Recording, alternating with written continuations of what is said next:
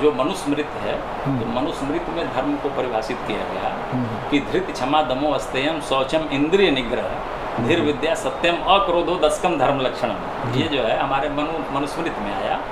तो पतंजलि जी ने अपने योग शास्त्र में बताया कि हमारा यम और नियम, यही दोनों धर्म है। यम और नियम में उन्होंने बताया कि जैसे अष्टांग योग है ना, यम नियम आसन प्राणायाम प्रत्याहार धारणा ध्यान समाधि। तो उन्होंने कहा कि यम और नियम ही हमारा दो ही चीज, इसको अगर आप अनुपालन कर लें तो ये पूरी तरह से आप धार्मिक हो जाएंगे। बिल्कुल बिल्कुल। तो यम में उन्होंने बताया कि यम में 5 चीज है, अहिंसा, सत्य अस्तेय, ब्रह्मचर्य, अपरिग्रह, यमा।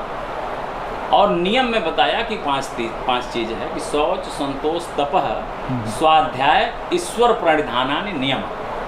यानी यम की जो 5 चीजें हैं, जब आप एक बार संकल्पित करते हैं तो जीवन भर वो काम करती हैं। बार बार उसे आपको फिर अंगीकार करने की जरूरत नहीं। एक बार आप दृढ़ प्रतिज्ञ हो गए कि हम अहिंसावादी होंगे, हम सत्यवादी होंगे। अस्तेय का मतलब होता है ना कि जैसे किसी चीज को न तो छीनना, न चुराना, न उसको मांगना। जैसे हम आपके पास आए, आपकी कोई अच्छी वस्तु मुझे दिख गई, मैं सोचा कि मैं डॉक्टर साहब से मांग लूँ।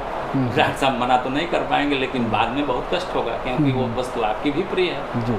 तो ये बताया गया है कि अस्तेय इसको कहते हैं कि आप जो है वह वस्तु न तो मांगिए, न तो चुराइए, न तो छीनिए। ब्रह्मचर्य, अपने आप को हष्ट पुष्ट रखना, अपने आप को चारित्रिक रूप से सुदृढ़ रखना, जो आपके संस्था का मेन उद्देश्य ही है।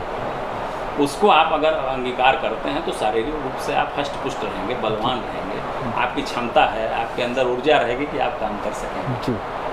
और अपरिग्रह आया। अपरिग्रह का तात्पर्य है कि ईश्वर ने आपको बहुत कुछ दिया, आप चाहें तो कई पीढ़ियों के लिए डंप कर लेते हैं, अपने यहाँ जमा कर लें। आपके आने वाली कई पीढ़ियाँ कुछ करना नहीं पड़ेगा, उसी से वो काम चला लेंगी।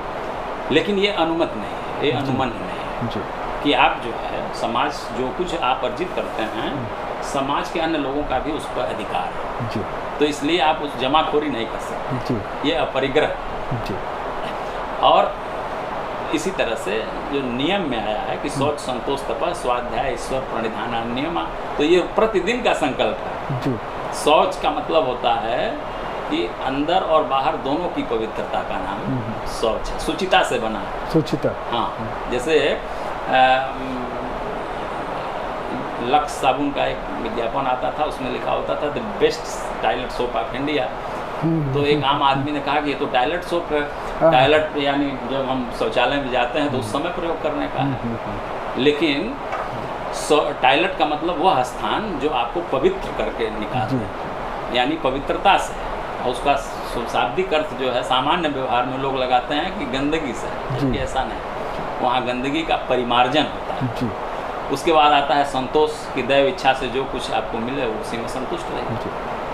तप आता है, यानी धर्म पालन के लिए कष्ट सहन करना। जैसे आपका इस समय धर्म है मरीज देखना, इस दरमियान अगर आपका टाइम है 5 बजे तक और मरीज आ गए आप 7 बजे तक, अगर आप तो आपको अगर पीड़ा भी हो रही है, कोई कष्ट भी हो रहा है, दर्द भी हो रहा है, तो वो यही तप है, इसको आप सहन करिए।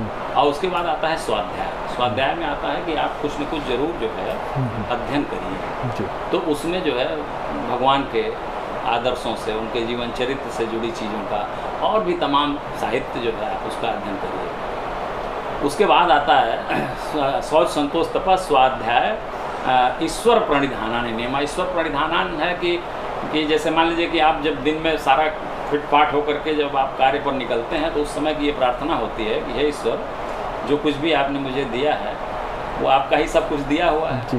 तो अब तक जो कुछ भी मैंने खर्च किया वो आपकी अनुमति से किया था।